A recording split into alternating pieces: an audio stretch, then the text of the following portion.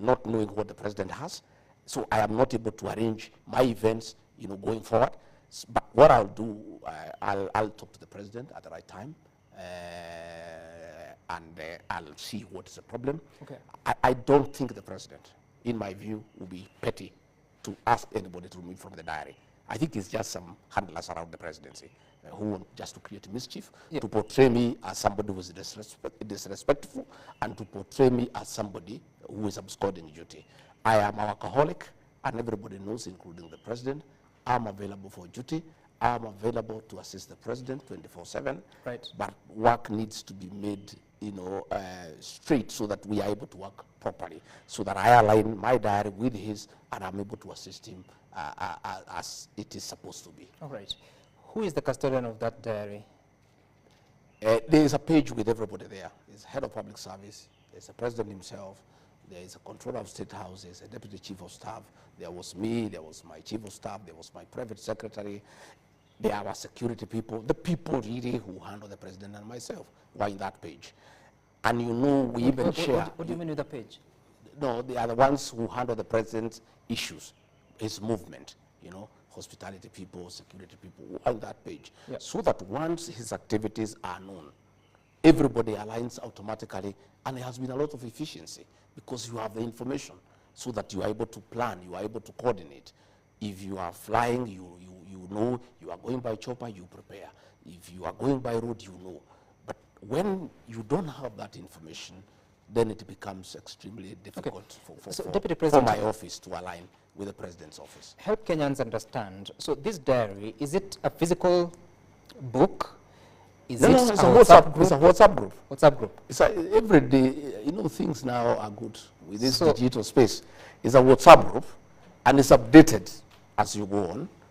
And the president updates it sometimes himself, the controller does, and we all keep on aligning. So sometimes he'll have a program, he'll move it from this day to that day. I get into my diary and change mine and align with his. You understand? So your team is no longer in that WhatsApp No, I myself, I was removed. My private secretary was removed. My chief of staff was removed. So we have no access to the president's diary. Who removed you? The private secretary to the president. Who's that? Yeah, he's called Mayo. I will show you. I was looking for my phone. I wanted to show you. He removed me. So once we are not there, then we don't know what's going on. So let no Kenyan, and let those people in State House who are trying to say that I don't attend meetings, let them return me in the page so that I know what the president is doing, where he's going, what time, so that I'm able to align and give him support, as I've always been doing. But I cannot do it when I don't have access to that information. Does the president know you're no longer in the WhatsApp group? I don't know. I've not asked him. You haven't? No. And it's been how long? You said a week? I think it's about a week. About a week. About a week. And you haven't spoken to him about it? No, I've not spoken to him about it. To be truthful, initially I thought it's a little bit petty. Okay. But now that the matter has been raised, and I have seen Kenyans have been asking, and I have seen some mischievous bloggers in State House trying to insinuate that I'm absconding duty, I have decided to give this information to the people of Kenya in the spirit of the truthful man, a man who speaks the truth, so that the people of Kenya know exactly why I'm not in those functions.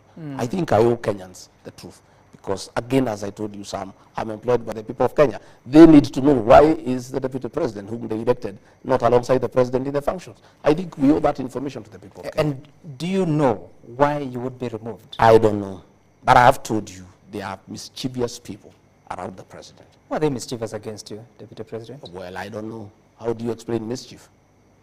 People have many motives. People have many motives. They are mischievous people trying to create a wedge between me and the president. And it's been going on for a while. And I take it in stride myself, because I'm also an elder, and I'm also an officer, who is well trained. I was trained in paramilitary. I have tremendous capacity for perseverance and endurance. I'm able to take a lot of flack, just quiet, and taking it in good tiding, because I am quite mature in my leadership, in my approach to life. And many petty things, I have ignored them, because sometimes I don't want to become petty. So there are many characters around there, You know, you remember, Sam, when the king was here in State House, Yep. the king, King Charles. Charles the third. the third. Yeah. I think the president had sent me, I think, to Berlin or to Brussels. I'm not sure. I can't remember exactly to which country. And so when the king was in State House, Yeah. I was missing. Okay? A blogger who works for the president created a Photoshop. And I know you can remember. Just for mischief and to demean me. Created a Photoshop that, you know, the king is here working with the president. Then there was a window there. And Rigathi Gachagua had been locked in that window. And he actually circulated on his blog. Until Kenyans complained, then he brought it down. Just to demean the deputy president. And these are people who work for the president. And you wonder why. Why? How come you work for the president?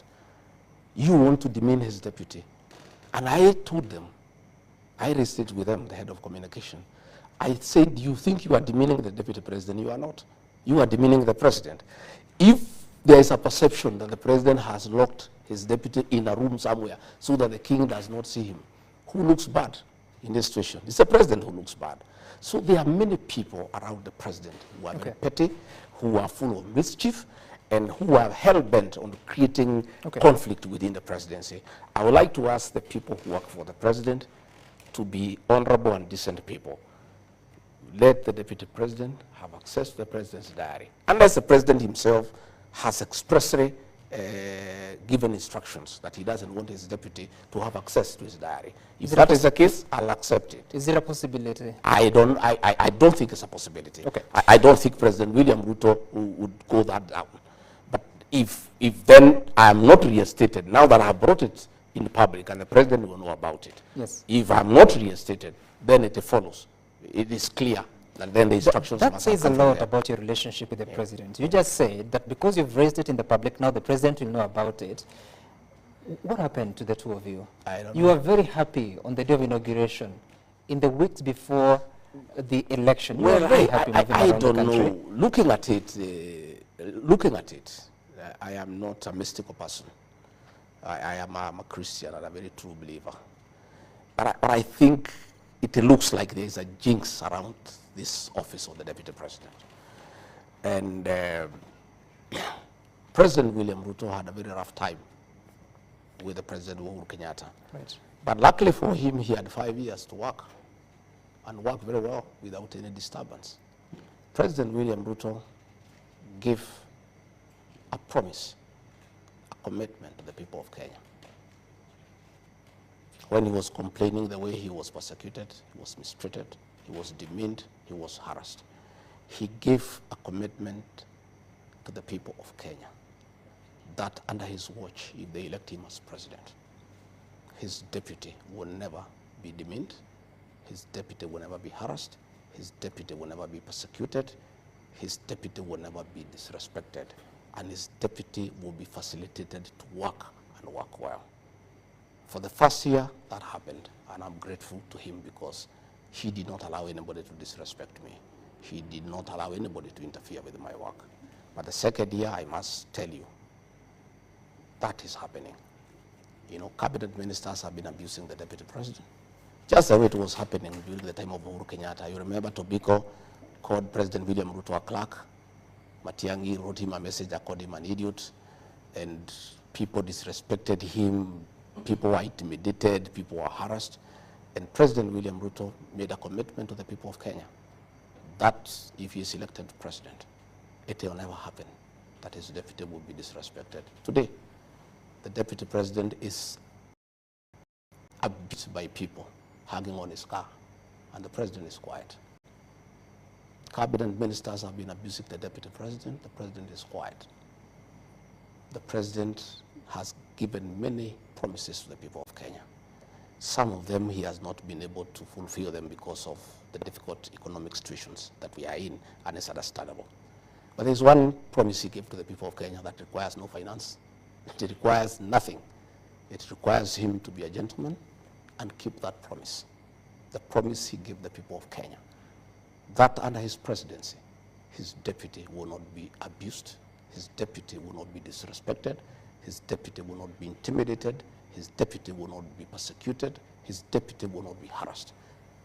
That, I think, the president, my boss, owes that to the people of Kenya to honor that promise so that Kenyans can trust him and he can win the trust of the people of Kenya, because this is something within his purview. He requires no funding, he requires no financing, he requires no urging. It's a commitment he gave. And he also gave it to me, right, with my wife and my children. When he asked me to be his running mate, I sat with him and my wife and my children, and we asked him, we have seen what you have gone through. If our father becomes your deputy, will he be taken through what you are taken through? And he gave us as a family a very firm commitment that that will never happen. I'm asking President William Ruto, my boss, please keep your promise to the people of Kenya. Stop those people who are abusing your deputy. Stop those ministers who are demeaning your deputy.